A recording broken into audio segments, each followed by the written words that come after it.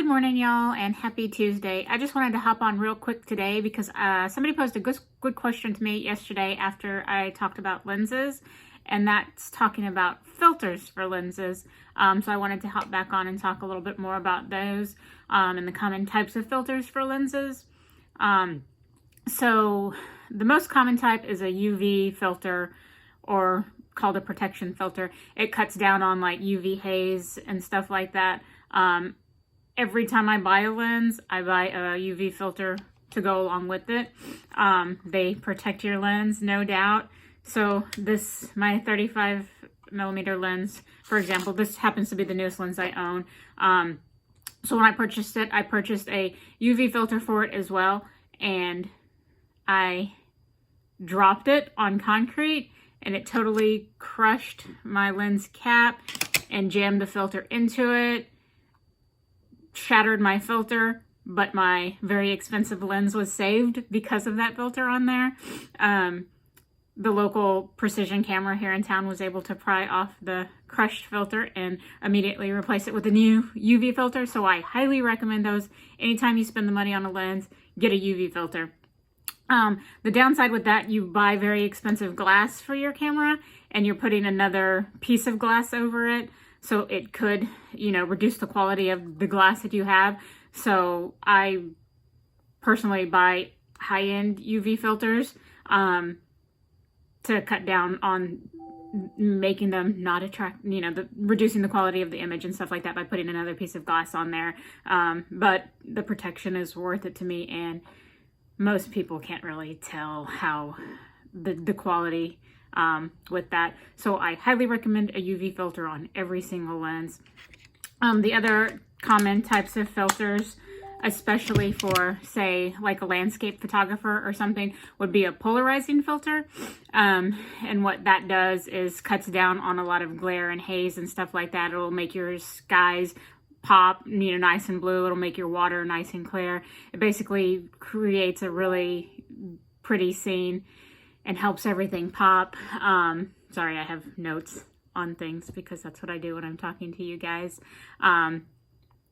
So this one's the primary one that landscape photographers use. They basically reduce the amount of light that passes through, like I said, make everything pop. Another one that landscape photographers generally use is neutral density filters. And what they do is they reduce the amount of light coming through to the lens. The idea behind that, if you're photographing, say, a waterfall or something moving and you're trying to get that motion blur, but you can only photograph in the middle of the day, there's way too much light to have a slow shutter speed on there. So you have to reduce the amount of light. So neutral density filters come in handy there. And you can get neutral density filters in all kinds of stop differences. Mine's not... I got a cheap one.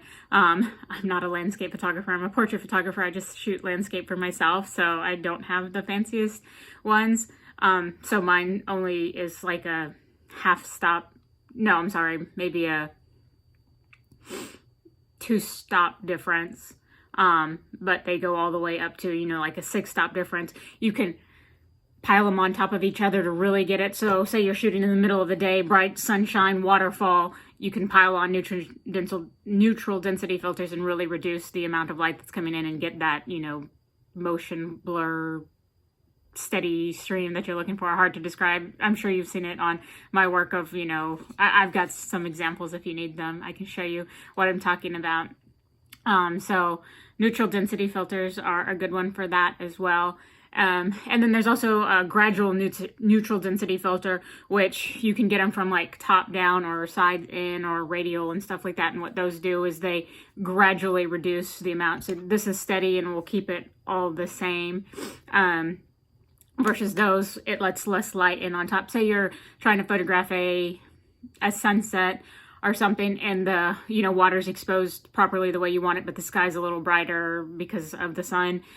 So it'll darken the sky and keep the water as it is and stuff like that. So also, all of these are generally for landscape type photography and stuff like that. So there's that graduated neutral density filter.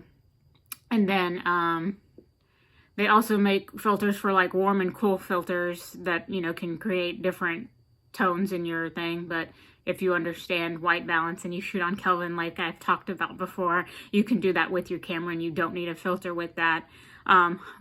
There's also a couple different types of filters. I get the ones that you can just screw on the top of your lens. Sorry, this one has a adapter so it fits multiple lens sizes, but you just screw it on the top of the lens. Or they make other ones that are square. You put this adapter thingy, I don't know what they're called, around there, and they're square, and you slide them in, and then you can stack different ones on top of each other that way. Like I said, most of these screw-on ones you can stack too, but only so much, and like I said, you lose quality and stuff like that. But always, my opinion, always get a UV haze filter and keep it on your lenses at all times. It protects your lens and just cuts down on haze coming in, you know, natural haze in the atmosphere and stuff like that. So they stay on there at all the times. Get the best quality you can afford. And then, you know, for all you landscape photographers out there, your neutral density filters and your polarizing filters, which I also have as well. And I think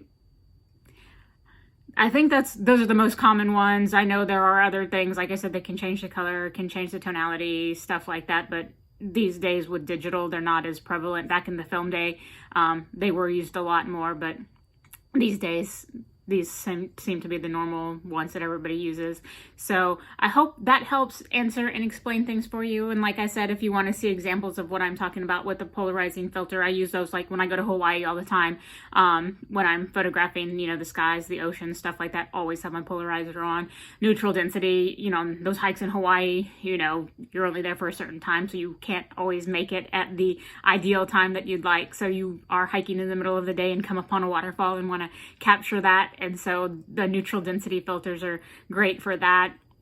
And they just make things easier when you can't control the light. You can control the light with filters. So I hope that helps. If you have any more questions, let me know. You know, comment on here, shoot me a DM, whatever, and I am more than happy to help. And I'll be back soon. Bye, guys.